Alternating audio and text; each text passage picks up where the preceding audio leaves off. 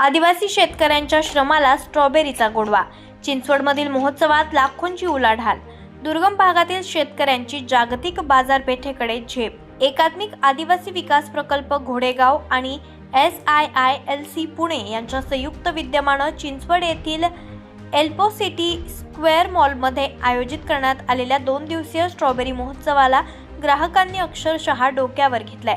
दिनांक 4 आणि 5 एप्रिल या 2 दिवसात लाखो रुपयांचा व्यवहार होऊन या महोत्सवानं आदिवासी शेतकऱ्यांच्या जीवनात आर्थिक क्रांतीची नवी पहाट आणली आहे। दुर्गम भागातील शेतात पिकलेली ताजी स्ट्रॉबेरी थेट शेतातील मॉलमध्ये विक्रीसाठी उपलब्ध झाल्यानं शेतकऱ्यांच्या चेहऱ्यावर समाधानाचं हास्य उमटलं आहे। या यशाची सुरुवात सन 2024-25 या आर्थिक वर्षात झाली।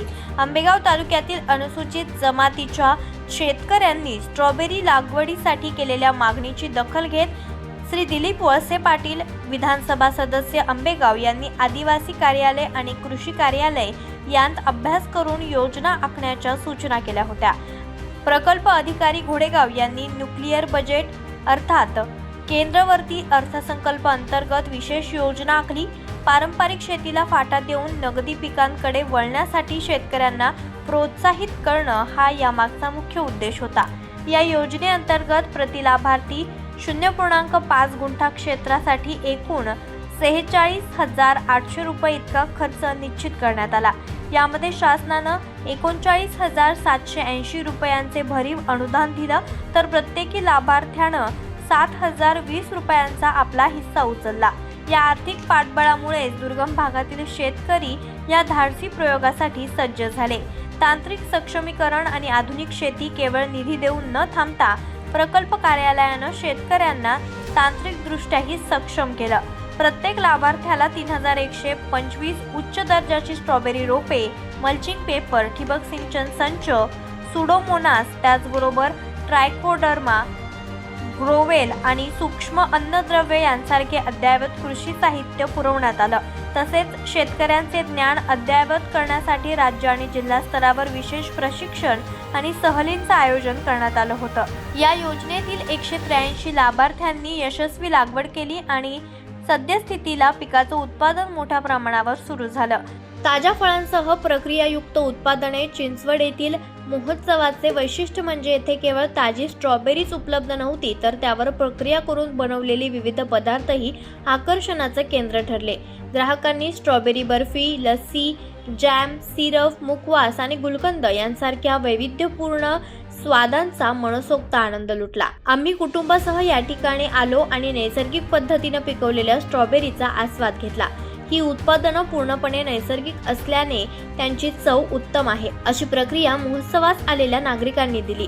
थेट बाजारपेठ आणि आर्थिक समृद्धी। या महोत्सवामुळे दलाल आणि मध्यस्थींची साखळी मोडीत निघाली। आंबेगावचे शेतकरी शंकर केंगले यांनी सांगितलं की आदिवासी विकास विभाग आणि SIILC पुणे यांच्या पुढाकारामुळे खेड्यातील शेतकऱ्यांना थेट शहरातील मोठी बाजारपेठ मिळाली।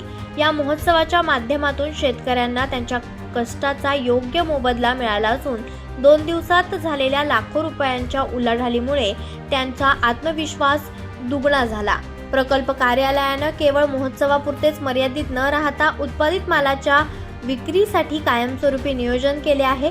भीमाशंकर देवस्थानच्या मोठ्या बाजारपेठेसोबतच आता मध्यवर्ती स्वयंपाकगृहाच्या माध्यमातून आश्रमशाळांतील हजारो विद्यार्थ्यांना पूरक आहार म्हणून स्ट्रॉबेरी देण्याचे नियोजन करण्यात येत आहे। यामुळे शेतकऱ्यांना शाश्वत बाजारपेठ मिळेल आणि विद्यार्थ्यांचं पोषणही होईल।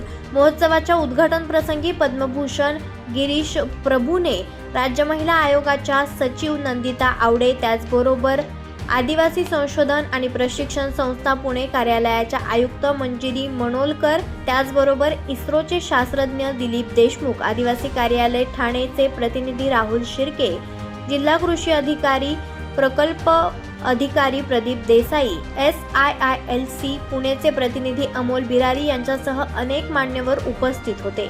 एकंदरीत घोडेगाव प्रकल्प कार्यालयाच्या या कल्पक योजनेमुळे आणि स्ट्रॉबेरी महोत्सवाच्या अभूतपूर्व यशामुळे आदिवासी बांधवांच्या आर्थिक प्रगतीचा मार्ग सुकर झाला असून स्ट्रॉबेरी हे आता या भागातील शेतकऱ्यांच्या समृद्धीचं प्रतीक बनलं आहे। तेज तुफान न्यूज करिता मुख्य संपादक आयुब शेख, पुणे। आपण पाहत आहात तेज तुफान न्यूज, न्यायिक व निर्भीड बातम्यांचे सर्वांचे आवडते नेटवर्क.